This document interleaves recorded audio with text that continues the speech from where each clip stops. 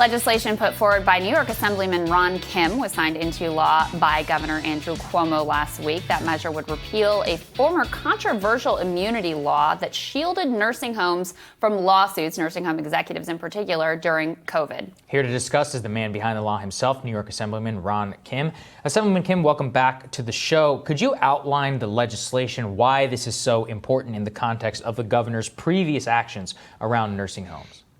Yeah, exactly a year ago, the governor relied on his top lobbyists that represented the special interests of hospitals and nursing homes to sneak into the budget of a 5,000-page document of a near blanket corporate immunity for the top executives. Now, as you can imagine, when you're giving out this type of corporate immunity to some of the worst nursing homes, it serves as a disincentive for these businesses from investing further into PPE or hiring more staff. So it was critical for us to repeal it, to go the other direction, to hold these facilities accountable, to direct them to invest more. So that's what we did in this bill. We restored the rights of nursing home residents and patients.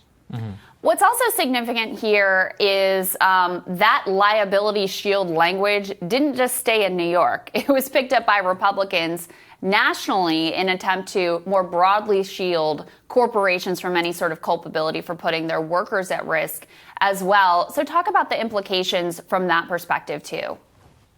Yeah, it was touted by their lobbyists as the gold standard of corporate immunity. And Mitch McConnell literally copied and pasted word for word and tried to put it into the stimulus package. But fortunately, the Washington lawmakers and the media shed a lot of light into what was going on, and it didn't pass. But in places like Albany, in other capitals, there wasn't that much transparency and accountability. So they were able to put it through with the powerful executive like Andrew Cuomo, who was on CNN and all these other mainstream media every night, pretending that he was serving the public. But when you look at the policies that he was putting together, he was protecting the corporate interest over people's lives.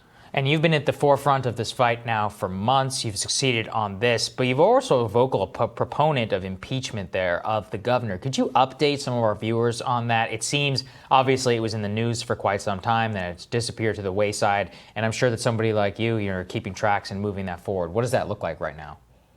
Right now, there are multiple investigations by the federal government, by the state attorney general, and the Assembly has officially launched an impeachment investigation, which will look at every one of these scandals over the last couple of months. I, for one, argued internally that we didn't need an investigation. We already had impeachable evidence to remove him from the position of power, because every day he is in office, he's using the resources around him and abusing his position of power to protect himself. I didn't sign up to be in public service to protect Andrew Cuomo. I entered public service to protect the people of New York, and that's what my fellow lawmakers should uphold, not protect this one man who's doing everything, the budget, the federal dollars, the vaccinations, to serve himself. And that is not right at a time when New York needs to recover and set a national tone of how to do democracy correctly.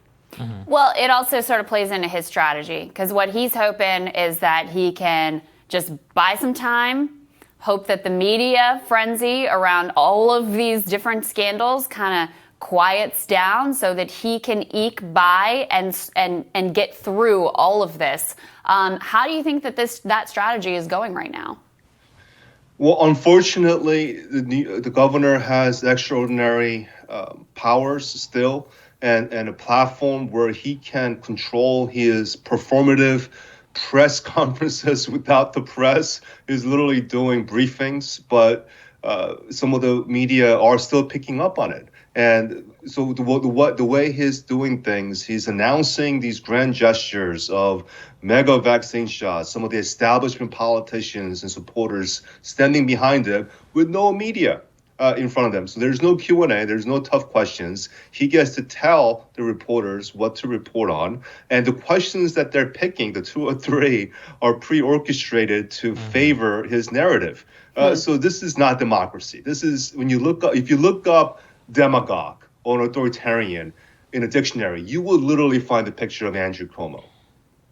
Yeah. Oh, well, there's a lot of agreement here, sir. We appreciate the work that you're doing. Thanks for joining us, keeping us updated. Great to see you, Assemblyman. Thank you. Thank you. Thank you so much. Take care.